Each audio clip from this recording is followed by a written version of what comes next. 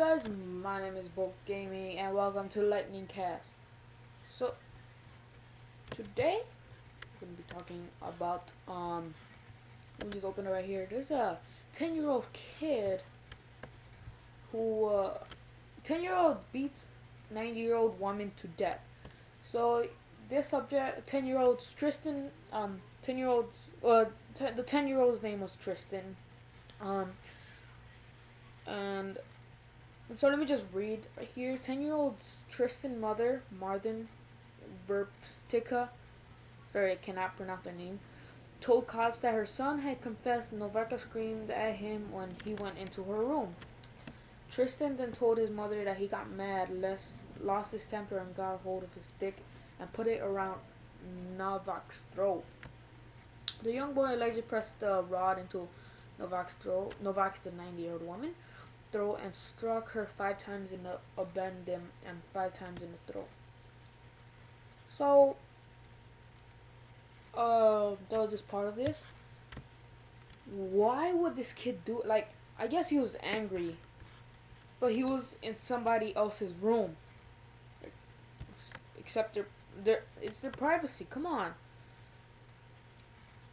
I really can't say nothing. He just got her cane, wrapped it around her. Oh, he put it around her neck and just started pulling on it. Hit her in the back 5 times and in her throat 5 times, and she eventually died. So there's a video here. Video does not exist. All right. He allegedly said I was just trying to hurt her. I was just trying to hurt her. The death of the aged woman was ruled a homicide, and Tristan, who was taken to the police station by his mother, was charged as a grown-up with aggravating assaults and criminal homicide. Pennsylvania law states that young persons are permitted to be charged with homicide, which means he had to be charged as a grown-up. Wow. Reports say that Mr. Vertis said her son Tristan has had some mental problems. Tristan is being held without bail in Wayne County Prison. Wow. I really don't know what to say about this, but it was kind of his fault. He could have just moved out of the room like, I'm sorry, just walked away. What can a 90-year-old woman say?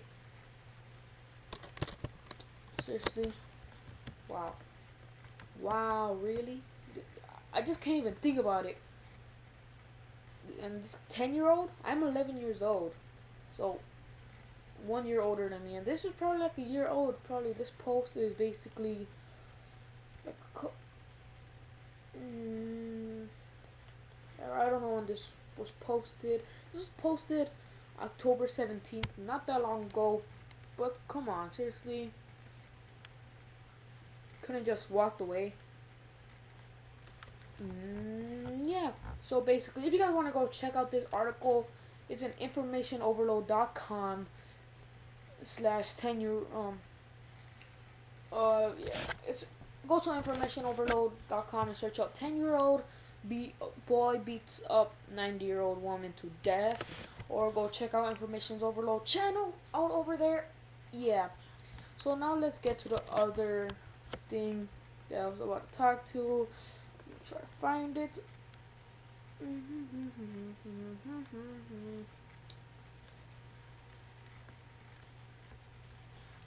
Now this one gets kind of brutal. Man eats his girlfriend's face while high on drugs. Real life cannibal. This was posted November 10th. So this was posted today, actually, on this forum, which is kind of crazy. Wow. If you guys are watching this on YouTube, you might, I don't know, maybe I'm too lazy to post up the photos, but there might be photos on the screen. Well, I'm talking about that topic, but I'm just saving photos if I actually do. If you guys are watching this on YouTube, if you're just watching it on SoundCloud, yeah, nothing to do. So it says a 22-year-old woman who was a victim of hand killers who ate sorry, it's distraction. A 22-year-old woman who was a victim of Hannibal Lecter killer who ate her face while he was high on drugs had only met him before the horrific attack occurred. High on drugs had only met him before the horrifying attack, according to the reports. Sarah Yem, a shop worker, was killed by Matthew Williams, 34, after he invited her back to the Sharon's Arms Hotel in Carfilla, located in South Wales, after a night out. So Matthew, who hasn't been identified by cops, but has been announced locally, has found eating the eyeballs of a victim when security personnel invaded his home. Cops were called to the crime scene and discovered a woman unconscious on the floor with severe facial wounds. Cops tasered Matthew, who was only released from jail 2 weeks ago after being put behind bars for assaulting his ex-partner, and he turned out to be unresponsive. He later passed away in police custody. The investigation was started after it surfaced Matthew was seemingly not being monitored in spite of being released from jail just 2 weeks ago, following a 5-year sentence for an assault on ex-girlfriend.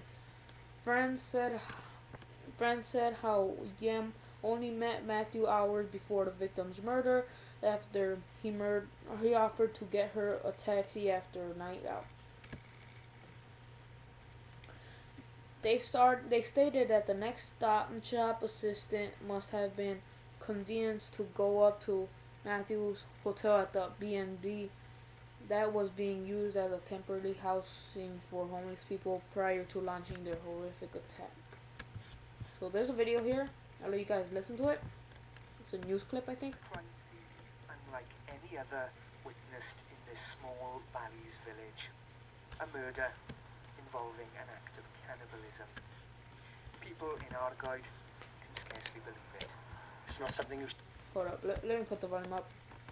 Just can't hear it. See every day. Okay. There you go, starting over. A crime scene unlike any other witnessed in this small Valleys village. A murder involving an act of cannibalism. People in our guide can scarcely believe it. It's not something you see every day. And when you see it, there must have been good half a dozen police vehicles there, you know. It was it was quite a shock when I seen that, especially when they said it was somebody had been killed, you know. It's believed Matthew Williams invited his victim back to the hostel for a drink. She's now been named as Keris Yem. Sometime later, Williams, who'd recently been released from prison, attacked her. When police broke into the hostel, they found a woman with horrific injuries. Alright guys, that's the end of this podcast. I know there was a lot more, but I just couldn't speak anymore of this. It's too brutal. Come on guys, we have 2 stories. It has our country falling or something. This one, it wasn't from our country. I don't believe so. It was in...